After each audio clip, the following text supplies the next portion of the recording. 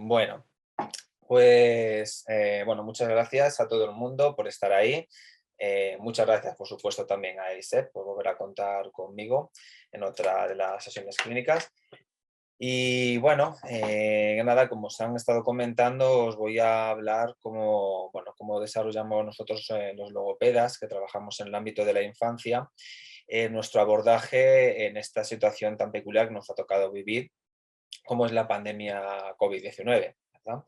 Voy a poner por aquí la presentación, ¿vale? Que tenía ya, vamos a ver, pongo por aquí, os comparto pantalla, buscamos por aquí presentación. Bueno, como os comentaba, ¿no? Sobre mí, yo soy logopeda, llevo trabajando en el ámbito de la infancia pues toda mi trayectoria profesional, trabajando con diferentes patologías, con diferente población, tanto del ámbito de la neurología infantil como también de otras alteraciones que se dan en el neurodesarrollo, como por ejemplo síndrome de Down, trastorno espectro autista, retraso madurativo, etc.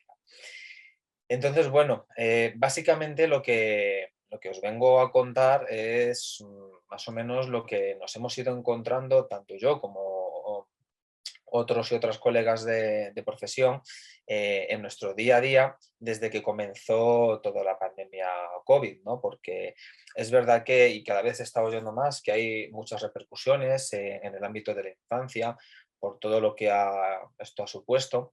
Y hay algunas que son más o menos conocidas, son más o menos tangibles o evidentes, ¿no? Como pueden ser obviamente los retrasos de lenguaje, de los cuales, pues claro, sí que vamos a estar tocando, ¿no? Pero hay otras cosas que sí que se han ido produciendo, que afectan, entre otras cosas, también a la parte de la construcción del lenguaje, pero que subyacen a todas estas alteraciones que podremos ver, o esa manifestación un poquito más física, o esa manifestación última, que sería la producción del lenguaje, el habla, etc. Bien, bueno. Antes de nada, para poder situarnos, ¿no? Pues aquí un par de diapositivas para que vayamos, como os comentaba, situándonos. Voy a poner aquí así parte del tiempo para que no se nos vaya, luego quede tiempo para las preguntas y todas las dudas que podéis tener. Bueno, por situarnos, esto de la logopedia, ¿qué es? Pues bueno, como os pongo por aquí, muchos ya sabréis que la logopedia, hablamos de ella, que es la disciplina científica que se encarga de la detección, identificación, valoración, diagnóstico, intervención y seguimiento de las dificultades de comunicación, lenguaje, habla, voz y alimentación.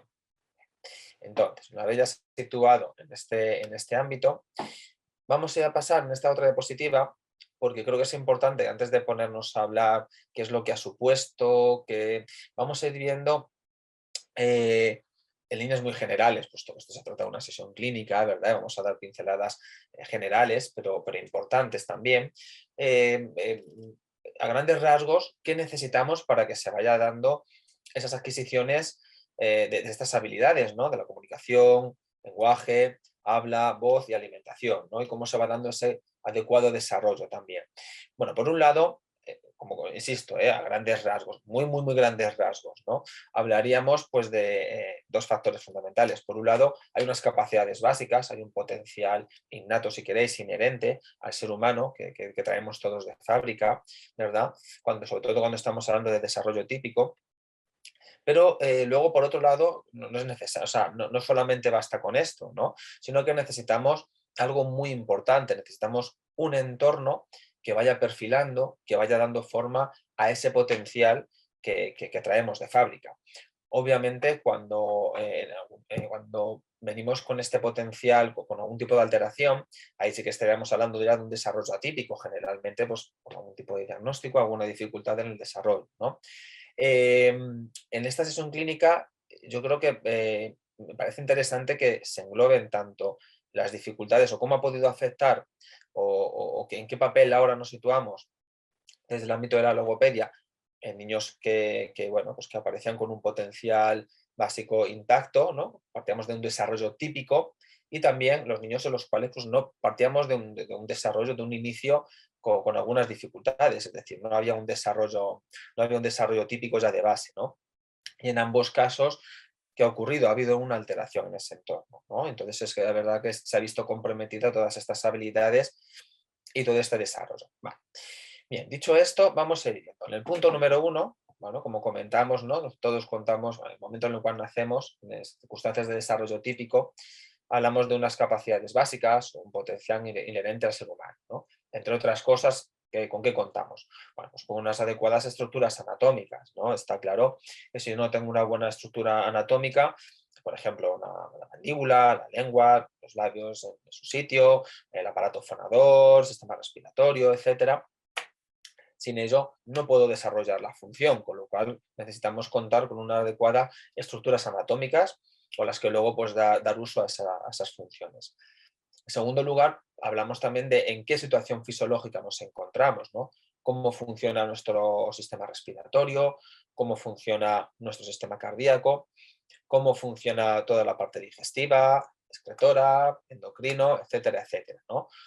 Puesto que cuando falta alguna de estas variables que estamos comentando, ya no hablaríamos del desarrollo típico, ¿no? Entonces es verdad que esto es importante, especialmente cuanto más nos situamos en edades más tempranas, mayor relevancia tiene, porque evidentemente nos encontramos en situaciones en niños o en seres humanos mucho más vulnerables, ¿no? Con todo por aprender, pero es verdad que muy, muy vulnerables. Otra de las cosas que traemos de fábrica, generalmente, y que yo creo que además forma parte de la magia del desarrollo, ¿no? Que yo creo que al menos los que trabajamos en el ámbito bueno, o hemos trabajado en el ámbito de la atención temprana, con edades muy tempranas, ¿no? Vemos toda esa relevancia, toda esa magia de cómo empieza a aparecer ya desde bien pequeñitos esa predisposición hacia la búsqueda y la orientación a rostros y voz humana, ¿no? Hay una tendencia, ante diferentes estímulos que puedan aparecer en el entorno, es verdad que los seres humanos siempre nos vamos a ir dirigiendo y orientando hacia todo lo que se parece a una forma de rostro humano, ¿no? Son como, las caras al final son muy divertidas, en cuanto se empieza a establecer un contacto visual referencial, ya en edades muy tempranas, 2, 3, 4 meses, se hace fundamentalmente y de forma prioritaria hacia los rostros y hacia la voz humana, ¿verdad? Y eso nos sirve para poder, al final, es un mecanismo de adaptación, ¿no? Que tenemos desde hace ya muchísimos miles de años que hemos utilizado y que utilizan otras especies y otros seres vivos, ¿no? Por otro lado, luego la capacidad del aprendizaje por imitación. ¿Vale? Gran parte del aprendizaje que vamos realizando, especialmente en edades tempranas, es el aprendizaje por imitación, ¿no? En el cual nosotros al final también acaba siendo otro mecanismo de supervivencia. Yo siempre pongo estos mismos ejemplos. Si a nosotros nos sueltan o vamos bueno, a un país que no conocemos, vamos solos, donde no conocemos la lengua, no conocemos el idioma, no conocemos a nadie, llegamos en el avión, por ejemplo, desembarcamos y no entendemos nada, ¿qué hacemos? Vamos donde va toda la gente, ¿verdad? Al final, esa parte de imitación la tenemos un poco, está como vinculada a ese mecanismo de supervivencia y hace lo que al final, pues bueno, pues tengamos una capacidad de aprendizaje en todas las áreas y especialmente a nivel de comunicación y lenguaje. Bien, ¿qué más tenemos? ¿No? Pues la posibilidad del movimiento y muy vinculado con lo que implica la relación. ¿Vale? En la relación al final nosotros, gracias al movimiento, podemos relacionarnos o podemos, una palabra que a mí me gusta mucho usar, ¿vale? Que es interaccionar, ¿no? Con el entorno. Interaccionar, en este caso, tanto con los elementos que nos vamos encontrando, con objetos, bueno, cosas que nos encontramos en la calle y, por supuesto, con la interacción humana. Pero para eso necesitamos movimiento. Y como ponemos por aquí, es que la base del aprendizaje es el movimiento. Es importantísimo. Siempre vamos a ir partiendo de una primera base de experiencias sensoriomotoras, ¿vale? Que van a suponer unos pilares básicos y muy fuertes sobre los que luego vayamos a ir construyendo desarrollos simbólicos, cognitivos, operacionales mucho más elaborados, ¿verdad? Y entonces es verdad que es importante, ¿no? Y venimos con esas capacidades de ejecutar movimientos gruesos, movimientos concretos, movimientos al principio más reflejos, luego cada vez mucho más dependientes de control cortical, pero es importante que ese desarrollo de movimientos se vaya dando y se vaya entendiendo, ¿no? Y venimos con esa capacidad también de poder desarrollar ese movimiento. Luego, por otro lado, también somos seres sociales, necesitamos relaciones sociales, ¿no? Al final, como pongo ahí, somos seres dependientes, ¿no? Nosotros, seres humanos, mamíferos y dependientes, vivimos y dormimos en manada y necesitamos del resto de personas para, para poder, bueno, desarrollarnos y para poder llevar nuestra vida a cabo, ¿no? Y es verdad que son también aspectos inherentes al ser humano. Luego también la capacidad por querer desarrollar iniciativas, intereses por descubrir, inquietudes, y esto es verdad que se ve de una forma mucho más evidente en edades tempranas, ¿no? Especialmente cuando empiezan a adquirir algo más de autonomía, pues por ejemplo con desplazamientos autónomos o con capacidad para alcanzar objetos o mover muebles o mover cosas. Es verdad que hay un boom, ¿no? por esas iniciativas a probar, a ver qué sucede con las cosas, a esos intereses por descubrir, ¿no? ¿Qué sucede si junto esto con esto, si pruebo, si como he visto que hace este lo hago yo, a ver qué va sucediendo, ¿vale? Que eso al final es lo que nos va dando también la capacidad de poder hacer un aprendizaje activo, ¿no? No un aprendizaje pasivo que al final no guarda una relevancia cognitiva tan importante. Y luego las capacidades cognitivas que vayamos a tener que son necesarias en cualquier tipo de aprendizaje, ¿no? Y aquí pongo entre paréntesis la parte de resolución de conflictos, porque yo creo que es muy importante que podamos visualizar gran parte del desarrollo cuando lo ponemos en marcha, al final, pues eso, una resolución de conflictos, ¿no? Un conflicto que puede ser no pues que yo a lo mejor me lleve mal con alguien, sino un conflicto, pues bueno, pues lo podemos encontrar cuando a lo mejor pues un niño quiere, un niño pequeñajo, ¿no? Pues desea alcanzar un objeto que no está a su alcance, y entonces pues ahí tiene un conflicto, lo desea, pero no sabe cómo hacer, ¿no? Y entonces, ¿qué hace? Prueba cosas, ¿vale? A través del movimiento, se enfada, pueden aparecer eventos comunicativos, a lo mejor si hay una persona cerca, y ahí empieza a ir resolviendo a veces qué cosas que le van funcionando, cosas que no funcionan, ¿vale? Y esto se va dando en cualquier tipo de aprendizaje, en el aprendizaje motor, eso también es muy importante, ¿no? La capacidad de la cual, bueno, nos tenemos que ir enfrentando constantemente a resolver conflictos.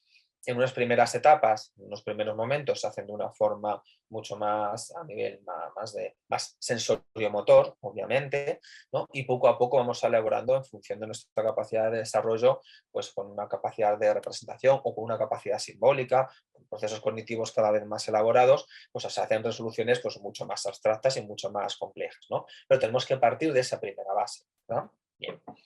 Bueno, entonces ya sabemos todo esto que hemos estado comentando, este potencial que traemos de base que es necesario. ¿Qué necesitamos? ¿Qué más? Por sí solo, bueno, nos faltarían muchísimas más cosas que podemos poner a nivel de capacidades del ser humano, pero bueno, para situarnos, ¿verdad? Y otra cosa importante, entre otras muchísimas, ¿bien? Pero una cosa muy importante que es aquí lo que bueno, quiero que lo centremos porque guarda especial relevancia, ¿no?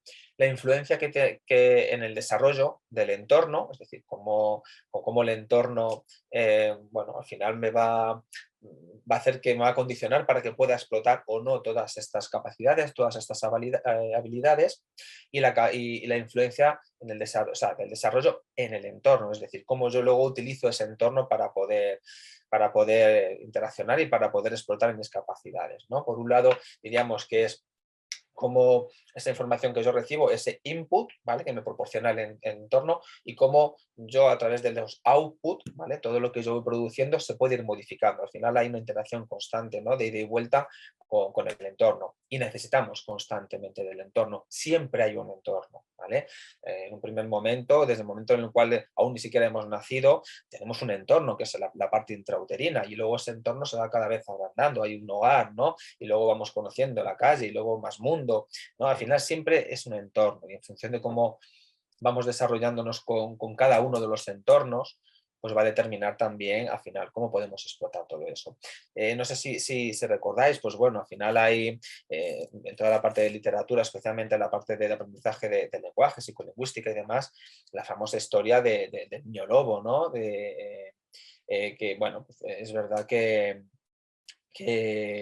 bueno, pues, de un niño que se estuvo criando con lobos, ¿no? Y que no tenía, pues bueno, un entorno, bueno, su entorno era ese, no había un entorno como el que conocemos habitualmente, y a pesar de que muy posiblemente existían capacidades previas, inherentes, como lo que hemos estado comentando, para poder realizar diferentes tipos de aprendizajes, entre ellos el lenguaje y la comunicación, pues no lo llegó a desarrollar como tal, ¿verdad? Porque nos faltaba todo eso, ¿no? Algo que estuviese perfilando, ¿no? Y que hiciese más sofisticado, no pudiese explotar todas estas capacidades. Bien, entonces, ¿qué ocurre, no? Que con todo esto del entorno. Voy a poner aquí la ventanita. Muy bien.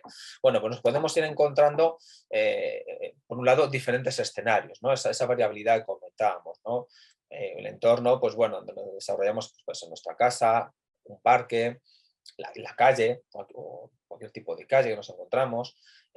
No sé por qué he puesto aquí parques dos veces, perdonadme. Los parques de bolas, ¿no? Es decir, pues bueno, los lugares en los que se celebran, bueno, cada vez más en los cumpleaños los niños, ¿no? Que hay toboganes y, bueno, todas estas piscinas de bolas y demás que las que están jugando. Celebraciones de cumpleaños, por ejemplo, tanto al aire libre como en diferentes locales. Otras casas de otras personas, porque mi casa está situada de una forma, que es la que yo conozco y demás, pero hay casas que son diferentes y tienen otro tipo de estímulos, demás, el colegio, las escuelas, bueno, etcétera. Hay multitud de escenarios, ¿no? Hay multitud de entornos diferentes de los que aprovechar, ¿no? Otra cosa que ocurre en los diferentes entornos, ¿no? Hay diferentes personas también. Si yo únicamente me muevo en un entorno, solamente interacciono con un tipo de personas, pero es verdad que, bueno, cuanto más personas vaya ir conociendo, pues lo que ponemos por aquí, ¿no? Va a haber más posibilidades de variabilidad de formas de relación, ¿no? Y aquí ponemos esta palabrita, estas dos palabritas, la práctica randomizada. ¿Qué es esto? Bueno, os voy a poner un ejemplo. Nosotros, por ejemplo, cuando aprendemos a conducir, ¿verdad? Pues bueno, nos enseñan a conducir, vamos a una academia, a una autoescuela o en un lugar indicado, y es verdad que, bueno, pues somos aptos para conducir, tenemos este permiso de circulación, hasta ahí todo correcto, muy bien. Pero realmente esto yo por lo menos no me veía con la capacidad ya de ser un conductor, porque tenía que ahora ponerme en la práctica del día a día, tener que encontrarme en diferentes situaciones, ¿no? Es verdad, cuando aprendes a conducir, pues vas de una forma más, bueno, pues en dos o tres, cuatro o cinco cosas que se van repitiendo, pero luego realmente surgen imprevistos cuando ya estamos conduciendo, de repente este coche es diferente, cojo uno, cojo otro. Entonces, toda esa variabilidad de escenarios que nos vamos encontrando va a hacer que vaya adquiriendo esa habilidad de conducir mucho más elaborada. Os pongo otro ejemplo. Cuando un niño está aprendiendo a jugar con la pelota, aprendiendo a jugar al fútbol con la pelota, ¿vale? Puede aprender, por ejemplo, en su casa, ¿no? Cualquier espacio de su casa, que le pongan como una especie como de portería y entonces pues tiene una pelota determinada y va dando patadas, va probando de una forma, de otra, no sé qué. Pero hay un día que de repente pues lo hace eso mismo en la calle, ¿vale? Y en la calle pues puede ocurrir que haya una ligera inclinación del suelo, con lo cual tiene que empezar a tener en cuenta otro tipo de aspectos, ¿no? Pues eso es verdad que ahí, y además ahí está el viento y sopla, con lo cual, bueno, pues se tiene que ir ajustando cada vez más. O de repente juega en un parque, en el cual pues hay otro soporte, hay hierba, hay césped, con lo cual circula de otra forma el balón, su movimiento también es diferente, quiere decir que esto es verdad, y cuanto más diferentes sean los diferentes escenarios en los cuales yo voy a desarrollar diferentes prácticas, ¿vale? Se va a hacer esa creación de aprendizajes y esa creación de sinapsis, que al final el aprendizaje es la creación de sinapsis a nivel neurológico, va a ser mucho más fuerte porque es mucho más variada y estoy como mucho más preparado para todas las posibilidades que existen, ¿de acuerdo? Siendo que si solo lo hago en un único escenario, aprendo solo a hacerlo en ese momento, ¿vale? Y cuando aprendo en muchos escenarios, estoy preparado a hacerlo pues, para cualquier tipo de escenario que pueda darse. Y esto ocurre también con las formas de relación. Si yo solo me relaciono con una persona, nos adaptamos esa persona a mí y yo a ella, y es verdad que es más difícil luego poder adaptarnos a las múltiples formas de relación que podemos ir encontrando. Vale. Las experiencias sensorimotoras, ¿no? Los juegos en conjunto, toda esa parte que veíamos bueno, las dinámicas de relación al final, cuando estamos en diferentes entornos o en entornos con otros iguales, con otros niños y demás, al final, sobre todo en edades más tempranas, cuando tiene que ver toda esa parte sensorimotora que estábamos comentando, ¿no? Y la realización de juegos con diferentes reglas de interacción, ahora hacemos esto, ahora lo otro, al final va haciendo que se pongan en práctica todo este potencial que estábamos comentando al principio, ¿no? Y, por supuesto, vamos a ver más formas para la resolución de conflictos. Los conflictos van a ser diferentes si se van a dar en mi casa, si se dan en un parque, que si se dan a la entrada qué sé yo, un cine o dando un paseo por cualquier otro lugar, ¿verdad? Es cierto que, bueno, más formas de resolución de conflictos, más capacidades que tenemos que ir desarrollando a nivel cognitivo para poder resolver esos conflictos que nos vamos a ir encontrando, ¿no?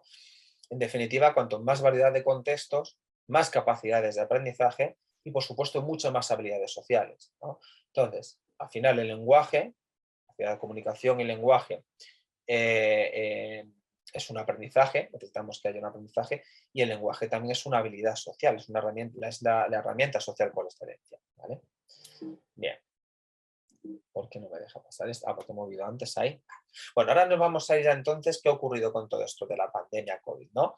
Una pequeña definición aquí, bueno, sabemos ya todos de sobra, por desgracia, ¿no? Que es esto de la pandemia, enfermedad epidémica, que se extiende, etcétera, etcétera.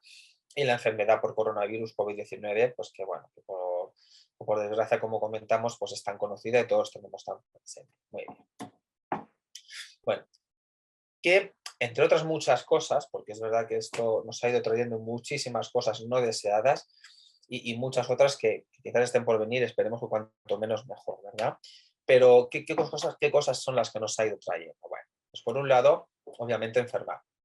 Es una de las consecuencias, una de las secuelas bueno, a su vez el hecho de enfermar que ha podido traer, ¿no? A muchos entornos o para muchos de los niños con los que trabajamos. Pérdidas familiares, con lo cual supone un varapalo importante, ¿vale? Afectaciones familiares, porque quizás no ha habido una pérdida directa, pero sí ha podido haber una pérdida de algún familiar, a lo mejor algo más lejano o relativamente lejano, cercano, que ha podido afectar o a determinadas amistades. Y evidentemente, pues bueno, sí que afecta y hace que se tambaleen, ¿no? Que muchísimos entornos familiares, ¿no? En los que había muchos niños se hayan podido tambalear y se haya podido ver sacudido por todo esto. Por otro lado, luego, también las secuelas familiares, ¿no? Se pueden quedar ahí. Pues sabemos que hay luego pues, enfermedades o síntomas post-COVID, ¿no? Se han descrito una barbaridad de ellos. Afectaciones desde pues, fatiga, dificultad, pues, por ejemplo, a nivel de la voz también. Bueno, muchísimas secuelas que es verdad que luego pueden estar limitando, ¿no? Y al final son pues, bueno, los más relevantes y las que más vamos conociendo. Y en este caso luego también hacemos un especial apartado en la parte de repercusiones respiratorias. Sí y no, ¿vale? Porque obviamente es una patología respiratoria fundamentalmente, no de forma exclusiva, pero fundamentalmente respiratorio. Pero claro, nosotros, si estamos hablando ahora en la parte de la logopedia, la infancia, de los tiempos de pandemia COVID, sí que es cierto y que lo que os comentaba antes, ¿no? Sobre todo os puedo hablar de mi experiencia y experiencia de multitud de colegas que hemos estado tratando todo este tema, ¿no? Es cierto que si algo ha sido no muy malo con todo esto de la pandemia COVID es que generalmente, en líneas generales, ¿vale? Sé que hay excepciones, pero en líneas generales, la afectación en edades tempranas, en la parte de infancia, ha sido bastante escasa. Sé que hay excepciones y sé que ha habido casos en los que no, pero generalmente no ha ocurrido pues, como en edades mucho más avanzadas, que sabemos que es donde, según avanzaba la edad, pues más riesgo, más daño podía ir causando, ¿no? Entonces, obviamente, ha producido muchas patologías respiratorias crónicas, que se han quedado crónicas, pero obviamente lo hemos estado observando mucho más en la población adulta o población más anciana, que sí que además hablando con otros especialistas logopedas que trabajan en el ámbito más del adulto o la tercera edad, sí que eso es mucho más relevante. En nuestra experiencia es verdad que afortunadamente no se ha visto tanto la parte de la infancia, ¿no? Podemos tocar algo de eso, de este tema, pero es verdad que no es lo que más, no es la repercusión principal, ¿no? En este caso, pese a que, bueno, que se trata un poquito de un vínculo más directo con la enfermedad. Por otro lado, los aislamientos, ¿no? Digamos que obviamente se enfermaba y por este motivo pues se producían aislamientos. Y se han ido produciendo, en función de cómo ha ido esto evolucionando, dos tipos de aislamientos principales. Por un lado, los confinamientos o cuarentenas, ¿vale? Especialmente pues cuando, bueno, pues, en estos primeros momentos, ¿no? Que se paralizaban prácticamente todo el funcionamiento de todos los países y todo el mundo en su casa. y poco más. Y en los movimientos, bueno, ya no lo conocemos todo el mundo, ¿no? Que realmente pues están bastante limitados, ¿no? Y luego, por otro lado, claro, esto que traía, una falta de interacción social, ¿vale? Con todo esto que estábamos hablando de la importancia del entorno, la variabilidad de entornos, por la práctica randomizada, etcétera, se veía muy reducido.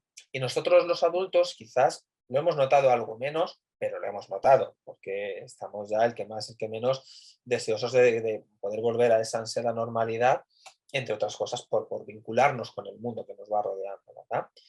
Pero es cierto que ya, bueno, pues tenemos esas adquisiciones que son tan necesarias en edades tempranas, ya están adquiridas, hemos tenido pues bastante rodaje a nivel de vínculos sociales para aprendizajes, etcétera, etcétera, a varios niveles. Pero en edades tempranas eso ha faltado. Si nosotros los adultos lo hemos notado y nos ha repercutido, en edades más tempranas, bueno, ha sido bastante, un poquito más complejo, ¿no? Luego, por otro lado, claro, las medidas de protección, ¿no? O sea, sabemos que era pues una epidemia, una pandemia, la cual pues, con un virus que se podía enfermar y que traía consecuencias bastante significativas. Para ello, una de las medidas que se tomaban eran los aislamientos que se iban tomando, ¿vale? Bien cuando esos confinamientos más totales o cuando se estaba en contacto o alguien enfermaba, pues bueno, cuarentenas más localizadas, esos aislamientos sociales que se llamaban. Y luego medidas de protección, que fundamentalmente va a estar vinculado a la mascarilla. No de forma exclusiva, pero fundamentalmente a la parte de la mascarilla. Entonces tenemos ahí estos 4 factores importantes. Podríamos añadir bastantes más, seguro. Pero es verdad que esto es lo que más nos podemos ir encontrando, ¿no? Y yo añadiría otro que nos vamos encontrando también, ¿no? Ya no tanto de forma exclusiva en los niños, pero sí en los entornos y en las familias donde se desarrollan los niños, ¿no? O los diferentes entornos, que es el miedo. Obviamente, todo lo que ha ido pasando, toda la incertidumbre que hemos ido teniendo, que seguimos teniendo, porque aunque parece que ya se empieza a ver poco a poco la luz, yo creo que estamos todos un poco con mucha cautela, ¿no? Con la alerta encendida por si acaso, ¿no? Y se ha generado bastante miedo. Vamos a ir viendo cada uno de estos, ¿no? ¿Qué es lo que va sucediendo? Bueno, con los confinamientos o cuarentenas, pues, ¿qué ocurre? Pues hay una pérdida o una falta de oportunidades a la variedad de aprendizajes. En general, todo tipo de aprendizajes, ¿no? Porque hay una limitación de contextos y entornos. ¿Y qué ocurre? Pues esto que estábamos comentando.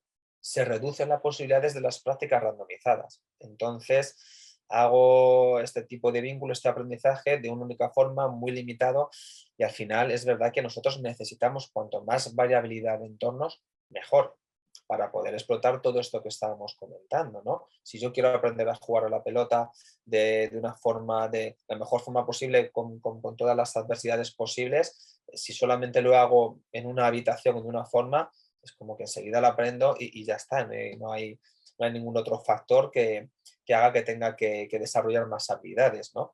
Y esto ocurre también a nivel de comunicación y de lenguaje, ¿no? Si yo, al final, al cabo, el lenguaje surge o la capacidad de comunicación surge para poner solución a diferentes necesidades. Si yo en un entorno en el cual, pues ya, bueno, con apenas moverme, apenas decir nada, tengo todo, es más difícil que pueda aparecer la posibilidad bueno, pues que aparezcan más capacidades comunicativas, de poder emitir más palabras, combinar, etcétera.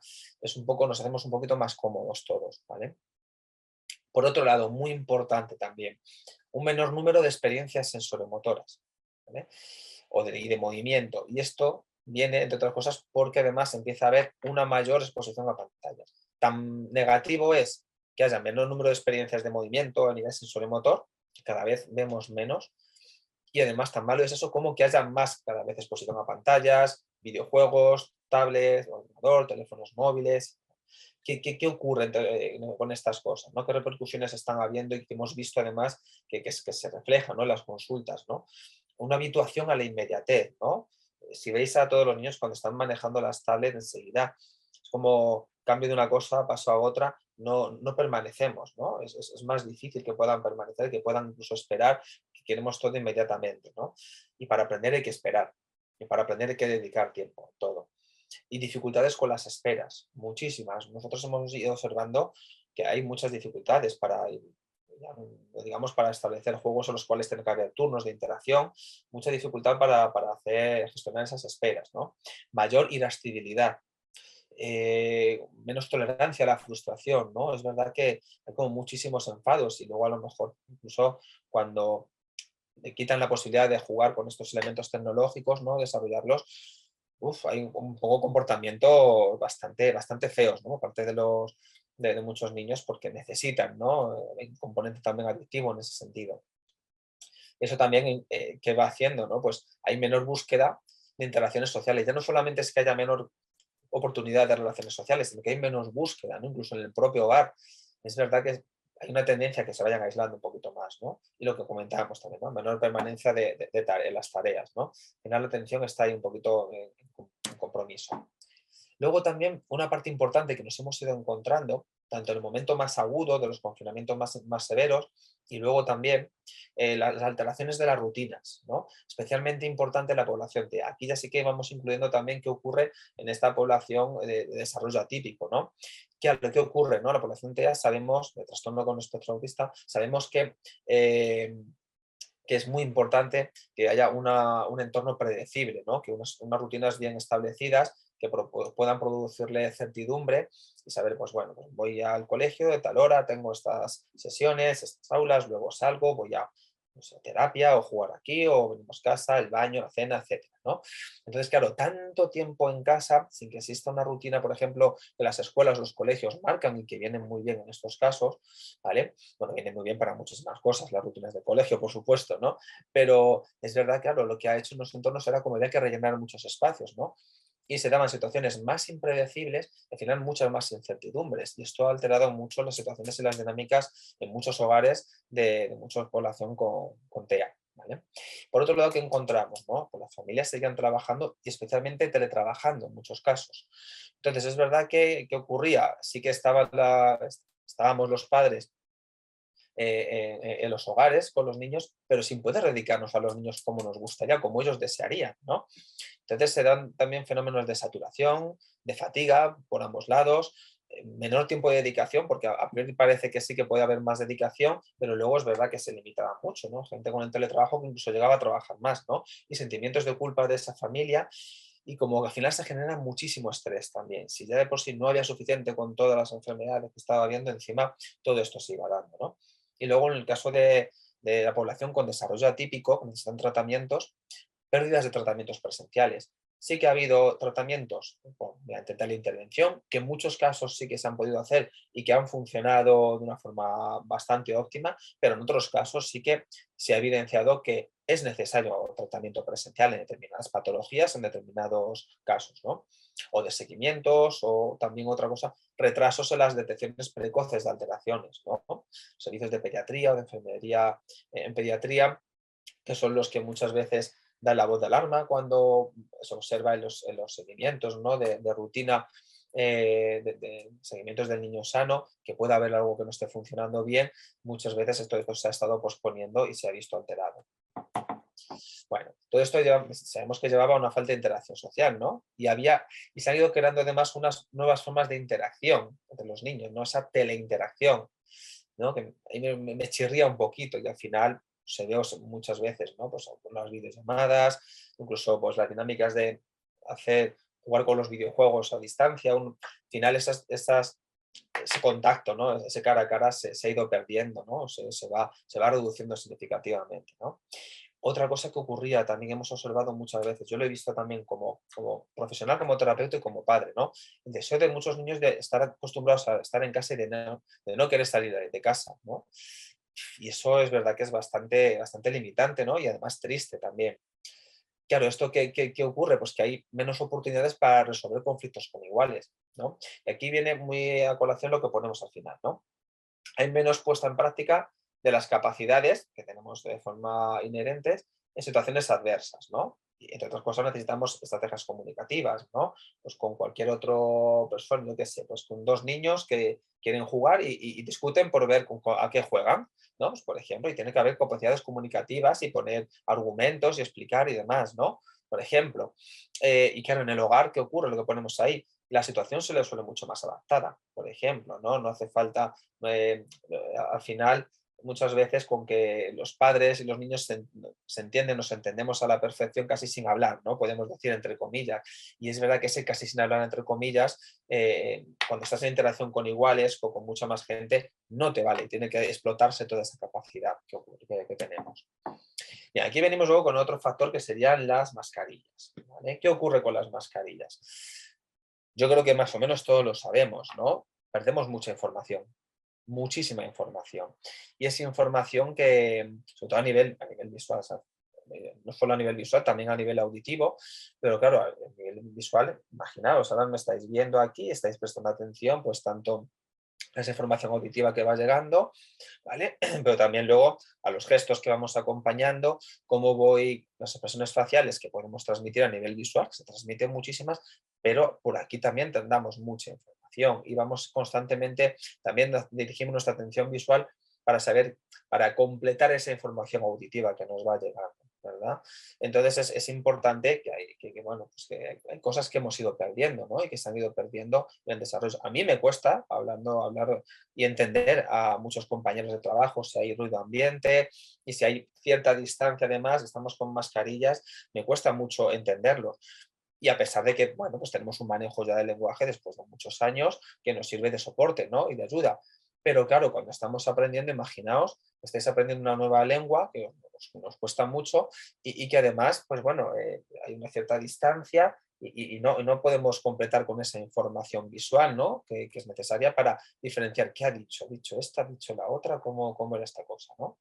Entonces, bueno, eh, y esto sí que el siguiente nos ha afectado muchísimo. Gran compromiso en el aprendizaje por imitación en el habla y en el desarrollo de la alimentación, ¿no? El aprendizaje que hacemos fundamentalmente es por imitación, ¿vale? Especialmente la parte de comunicación, lenguaje, vamos repitiendo y vamos observando, y la parte de alimentación también, ¿no? Hay una parte muy importante en la cual aparecen esas iniciativas que comentábamos, ¿no? Pues que vean al adulto probar alguna cosa, cuando empezaron ya a tener capacidades, dirigirse para ir a tomarlo también, a copiar esa parte de interacción, ¿no? Que los hogares sí que se ha ido dando, pero sí que es cierto que en otros entornos se limitaba. Y en la parte terapéutica, que nosotros hemos tenido los logopedas y seguimos estando con todo esto tapado, ¿no? Yo en muchas ocasiones tiraba en muchos casos de esa parte de imitación, ¿no? Cuando además controlábamos 2 o 3 variables y podíamos ir tirando de ello y la verdad que funcionaba muy bien, especialmente en algunos trastornos, bueno, en algunas patologías de alimentación, donde el hecho de romper un poquito las dinámicas, muchas patologías de alimentación, muchos niños que acaban con la sensación de que vamos siempre todo el mundo a su boca, a ver qué ocurre, a ver qué sucede y demás, ¿no? Y una de las estrategias terapéuticas, que con algún tipo de patología seguimos, es intentar romper eso porque es necesario, y es ponernos a comer nosotros, ¿no? Lo que, bueno, pues hacemos otra cosa, hacemos como que ignoramos al niño y no sé cuántos, y el romper esa dinámica, esa forma de interacciones diferentes, ¿no? Que no todo vaya hacia su boca, sino que de repente hay situaciones en las cuales, bueno, se está comiendo de forma espontánea, en un juego, una dinámica social, bueno, al final son caldos de cultivos maravillosos para poder empezar a trabajar determinadas patologías de alimentación, ¿no? En niños. Y eso lo estamos perdiendo. Eso nos ha limitado bastante, ¿no? Ha sido bastante complejo, que muchas veces en casa intentamos explicar a las familias para que luego vayan haciendo y demás, pero ha sido un poquito complejo, ¿no? Y luego, pues acaba habiendo en muchas ocasiones, hemos observado, hay menos interés al final por el contacto visual. Como estoy perdiendo mucho, me aturo no sé qué, pues bueno, si esto le añadimos, estoy más tiempo con pantallas y eso. Y a nivel luego, claro, ¿qué ocurre aquí? Esto nos condiciona a nivel respiratorio superior, ¿no? Y aparecen más problemas de voz, hemos ido observando, ¿no? Ronqueras, disfonías, ¿no? Al final, claro, no ventilamos del mismo modo, ¿no? Y al no ventilar del mismo modo también, sí que es verdad que a nivel auditivo hay pequeñitas repercusiones, pero que luego empiezan a ser significativas, ¿no? En menor habituación a distinguir fonemas similares, ¿no? Por ejemplo, yo qué sé, si yo quiero, me tapo aquí, ¿no? Y está de cierta distancia, no sabéis si estoy diciendo rato, ato, ato, tapo, ¿vale? Es bastante complejo, ¿no? Hay muchas veces que cuando solamente hay un pequeño fonema, pues esto puede estar influyendo muchísimo. Y luego también ocurre esa diferente ventilación que ocurre sabemos que toda esta parte, la parte orofaringia, nasofaringia y demás, está comunicada con toda la parte auditiva, ¿no? Entonces tiene que, del mismo modo que tiene que fluir también y tiene que tener bien el moco, tiene que haber una ventilación muy adecuada y no se ha producido del mismo modo, ¿no?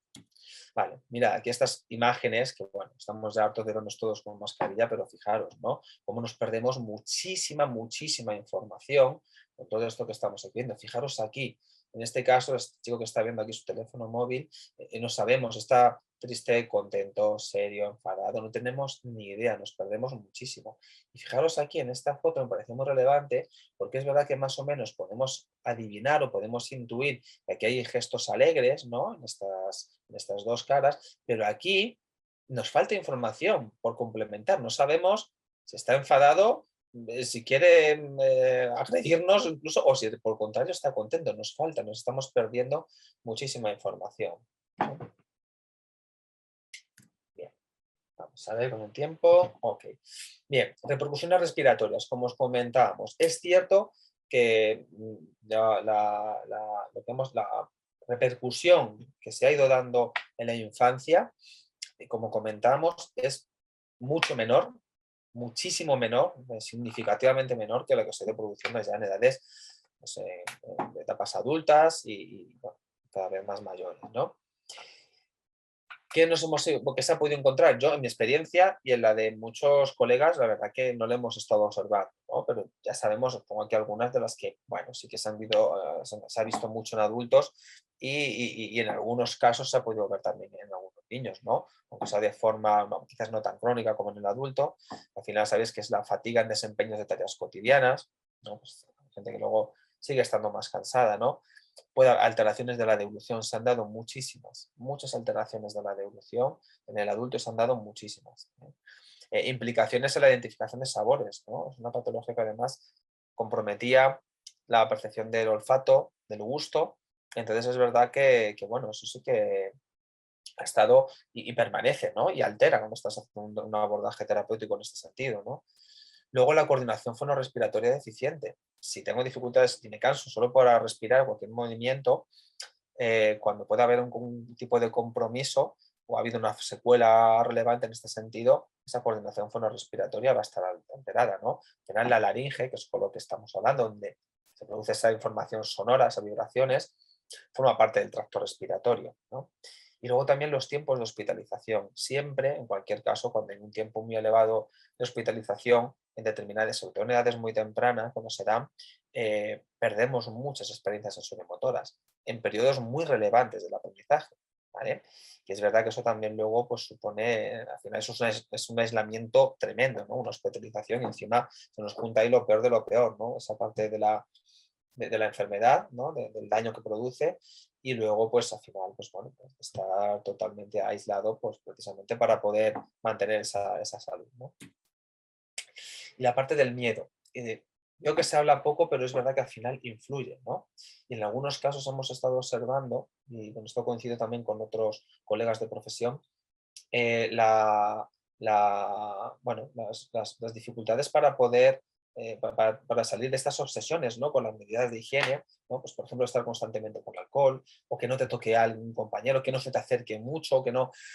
Y es verdad que es un poquito difícil, ¿no? Porque además, en muchos casos, y a nosotros los adultos nos ha pasado, también sobre todo al principio, ¿no? Que era más obvio, no sabemos de qué se trataba todo esto, cómo podíamos entenderlo, ¿no? A medida de la cual luego hemos ido entendiendo, ¿no? Pues bueno, que con una distancia determinada, tampoco muy exagerada, se podía volver a tener interacción, que está muy bien que haya una higiene, ¿no? Pues de las manos y demás, pero luego se vio que no era una de las formas principales de contacto y sí más pues, toda la parte de los aerosoles y demás.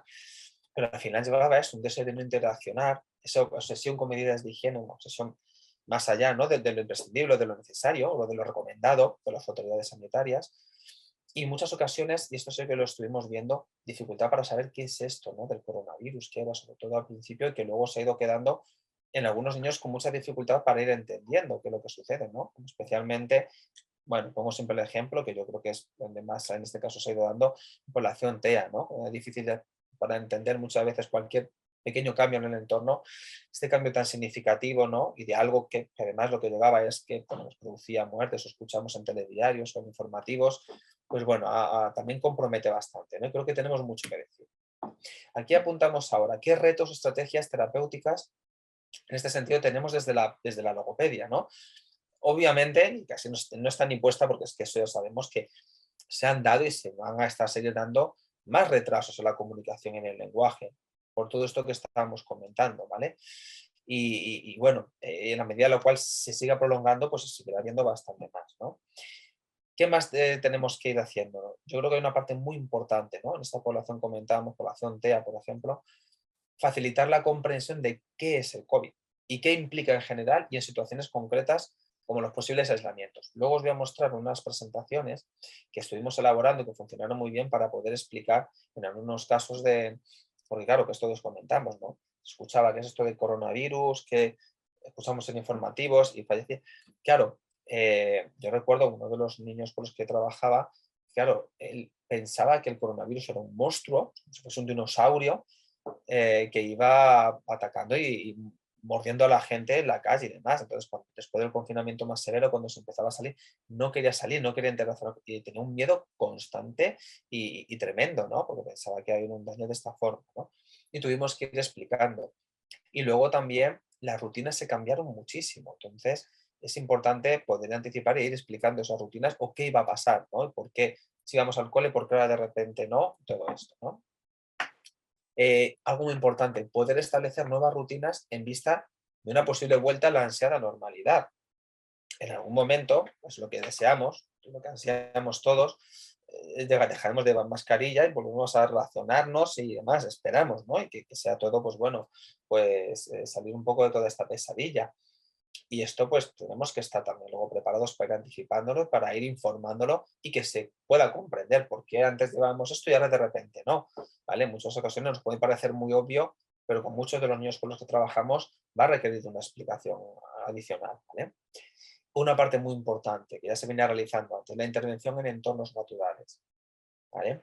En entornos naturales, tanto, ya no solamente las sesiones, los espacios de tratamiento terapéutico, que son zonas que están, al final no dejan de ser situaciones como más de laboratorio, ¿no? En las cuales pues tenemos preparado todo que no haya muchos estímulos, la mesa de determinada forma, una pelota, un cuento, no sé qué, pero es verdad que al final una de las cosas que más van a ir necesitando es en su día a día, pues en un parque, en una cafetería, en un parque de bolas, cuando van a comprar, etcétera, poder llevar a cabo estas dinámicas de interacción, bien sea pues para poder trabajar una buena articulación o para poder, bueno, desarrollarse esas dinámicas de interacción, ¿no? Que son la base y lo que sustentan todo el desarrollo luego del lenguaje y el habla como tal, ¿no?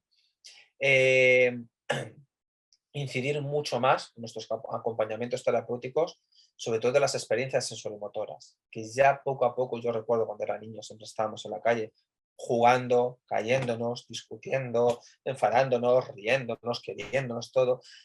Y esto cada vez se ve menos y se ha visto muy reducido. Entonces yo creo que una parte muy importante de todos los terapeutas y los logopedas también, los que trabajamos con lenguaje y habla también, eh, apostar por el movimiento muchísimo, ¿no? Con lo cual ahí creo que es una parte y reducir en la medida de lo posible, es verdad que se ha convertido en una ayuda muy importante las pantallas, ¿no? Y todo lo que podamos ir prescindiendo, bienvenido sea.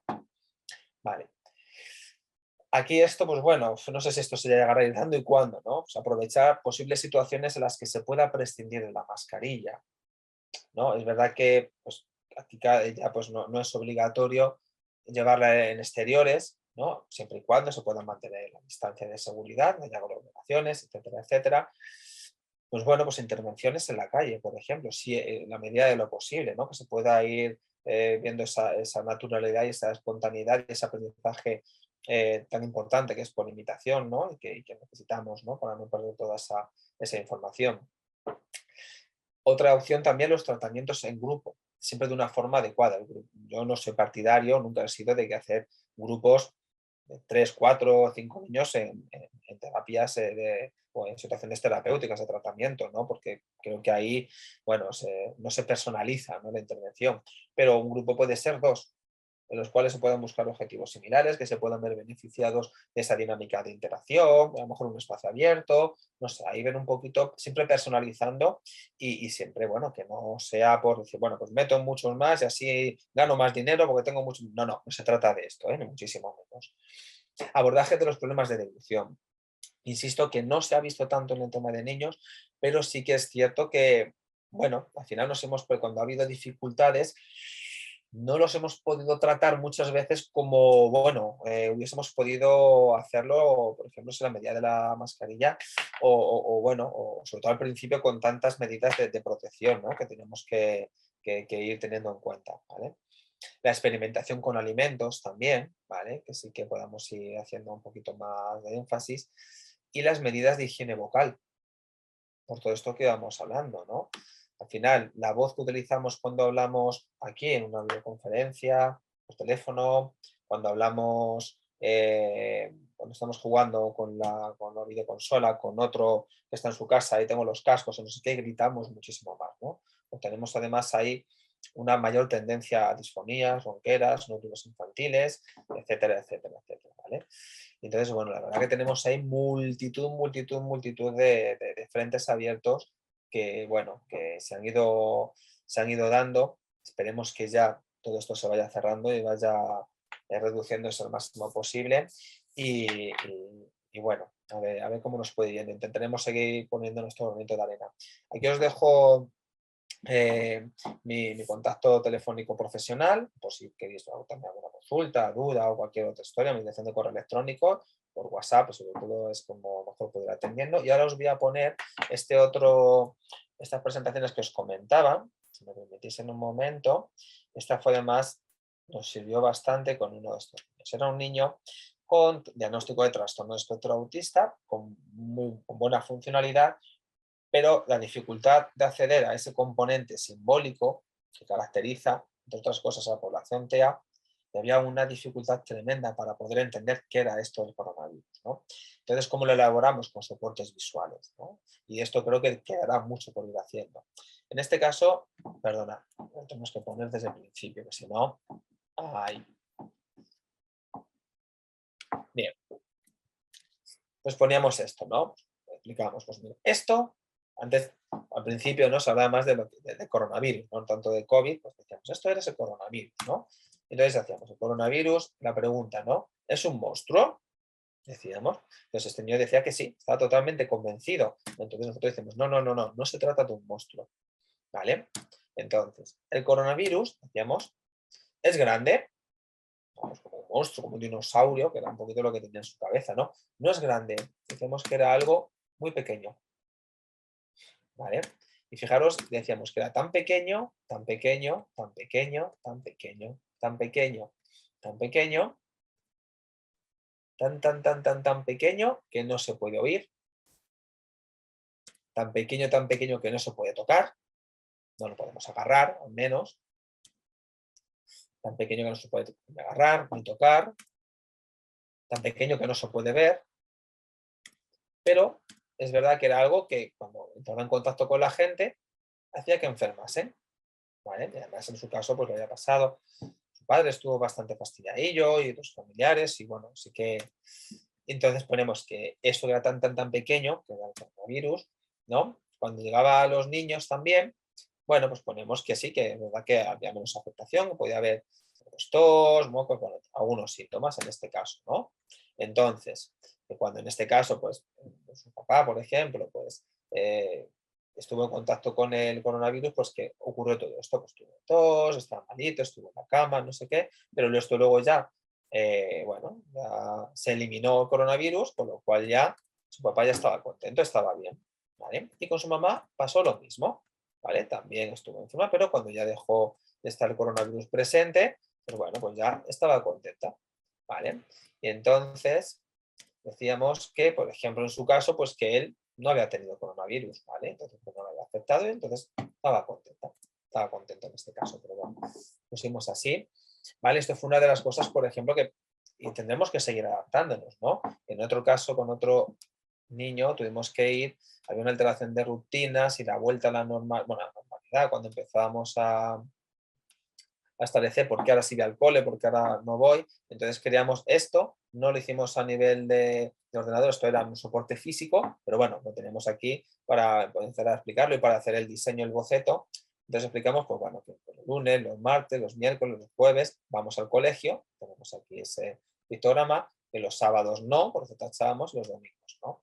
Pero que había días en los cuales a lo mejor era lunes no había colegio, por ejemplo, cuando había Navidad, y luego añadimos también, pues a lo mejor cuando había un aislamiento, una cuarentena por un contacto o no sé cuántos, ¿no? Y ya aprovechamos para meter pues las secuencias de lo que se hacía por las mañanas, por ejemplo, un miércoles nos vestimos, lavamos la cara, luego nos peinamos, luego desayunamos y después nos calzamos y vestimos para irnos al colegio.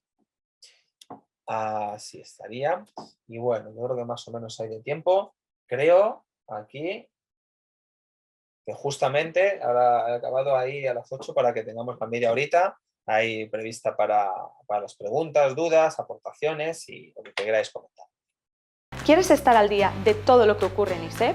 Síguenos en las redes sociales y no te pierdas nada. Actualidad, entrevistas con expertos, masterclasses, sesiones clínicas, vida estudiantil, eventos y mucho más.